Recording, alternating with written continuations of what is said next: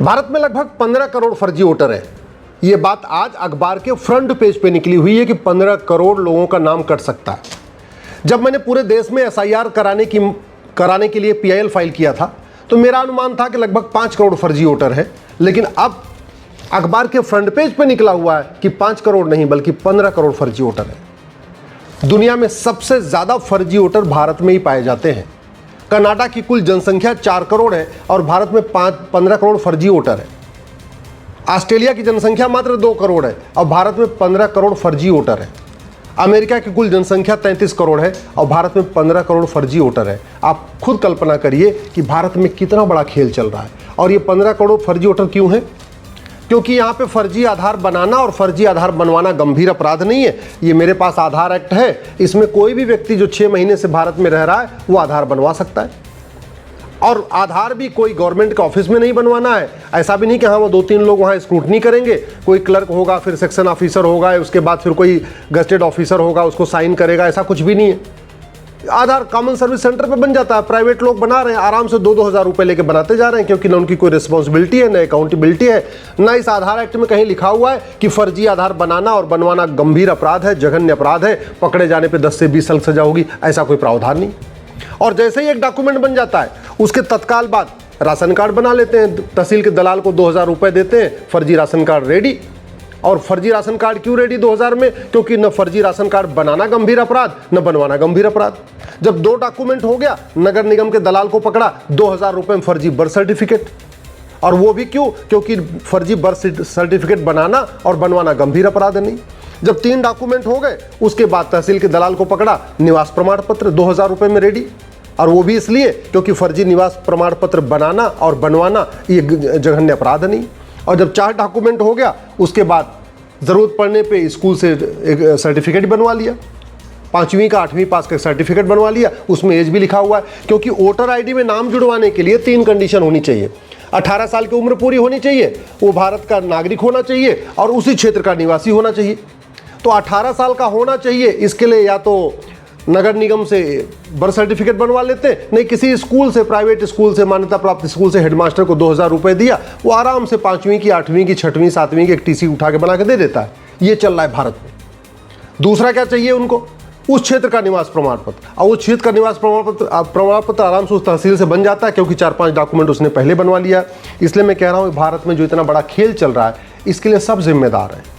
अगर भारत में इतने ज़्यादा फर्जी वोटर पाए जा रहे हैं 15 करोड़, इसके लिए इलेक्शन कमीशन जिम्मेदार नहीं है, इसके लिए घटिया कानून जिम्मेदार है। कानून इतना घटिया है, ये भारतीय न्याय संहिता है, इसमें चैप्टर 9 है। चैप्टर 9 इलेक्शन से रिलेटेड है। इसमें नोट बांटने, दूसरों को प्रभावित करने, शराब बांटने, अवैध चंदा लेने, अवैध रूप से खर्च करने, इलेक्शन का ऑडिट न कराने, कोई भी अपराध कर दो इलेक्शन से रिलेटेड, मैक्सिमम 1 साल की सजा है या जुर्माना।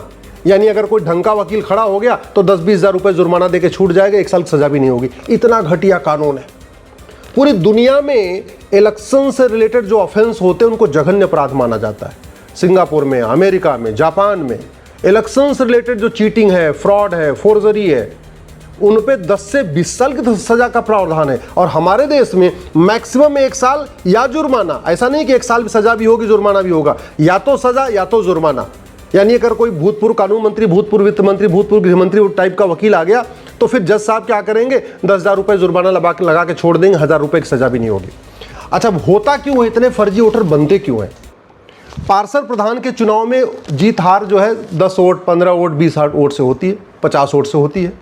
अब किसी पार्षद प्रधान ने अगर चालाकी से 50-60 वोट फर्जी वोट करवा दिए तो पार्षद प्रधान बन जाएगा। पार्षद प्रधान एकदम कहते नहीं, माल मेवा वाली जो है वो कुर्सी है। साइकिल से चलते हैं और जैसे पार्षद प्रधान बनते हैं 5 साल के अंदर बुलेट भी खरीद लेते हैं, बोलेरो भी खरीद लेते हैं, स्कॉर्पियो भी खरीद लेते हैं, फॉर्चूनर भी आ जाती है। भारत आज भी सोने की चिड़िया है। इसीलिए जैसे ही पार्षद प्रधान बने, मालामाल, विधायक सांसद बन गए, उसके बाद तो पूछो नहीं, फिर तो 5 करोड़ लगाओ, 50 करोड़ कमाओ, आराम से बड़ा धंधा हो जाता है। ये सब इसलिए चल रहा है क्योंकि भारत में भ्रष्टाचार जघन्य अपराध नहीं है, और वो ये कानून है प्रिवेंशन ऑफ करप्शन एक्ट। इतने बड़े बड़े भ्रष्टाचार हो गए, 70,000 करोड़ का कॉमनवेल्थ घोटाला, 1,76,000 करोड़ का 2G घोटाला, 1,86,000 करोड़ का कोयला घोटाला। खूब इन घोटालों के ऊपर तू मैं हुआ, आरोप प्रत्यारोप हुआ, नूरा कुश्ती हुई, बतौलेबाजी हुई, धरना हुआ, अनशन हुआ, अन्ना आंदोलन हुआ, लोकपाल बन गया, सब कुछ बन गया। लेकिन आज तक किसी भ्रष्टाचारी को न 100% उसकी संपत्ति जब्त हुई, न किसी भ्रष्टाचारी को आज तक फांसी हुई, न किसी भ्रष्टाचारी की आज तक नागरिकता खत्म हुई। क्यों? क्योंकि ये कानून हमारा ऐसा कुछ लिखा ही नहीं है। इसलिए मैं कहता हूं, देश को बदलना है तो सबसे पहले कानून बदलना पड़ेगा। देश को बदलना है तो सबसे पहले हमें इलेक्शन रिफॉर्म करना पड़ेगा। ये देखिए 1950 का ये रिप्रेजेंटेशन ऑफ पीपल एक्ट, जो वोटर लिस्ट बनती इसी में बनती है। वोटर लिस्ट कैसे बनेगी, कैसे ये बनेगी, ये सब लिखा हुआ है। लेकिन अगर फर्जी वोटर लिस्ट, फर्जी किसी ने वोटर लिस्ट में अपना नाम जुड़वा लिया तो क्या होगा? कुछ नहीं होगा। जब फर्जी वोटर आईडी बनवाना, फर्जी वोटर आईडी बनाना जघन्य अपराध नहीं है, तो न बनाने वाले को खौफ, न बनवाने वाले को खौफ, और पूरा खेल चलता जा रहा है। आप जरा सोचिए, पूरी दुनिया में आज ये खबर छपी होगी, जब पूरी दुनिया में ये खबर आज छपेगी कि भारत में 15 करोड़ फर्जी वोटर हैं, तो कितनी बेइज्जती होगी देश की। कितना मतलब पूरे देश में थू थू हो रही होगी कि भारत में कैसा डेमोक्रेसी है, कैसा लोकतंत्र है, जहां 15 करोड़ फर्जी वोटर है।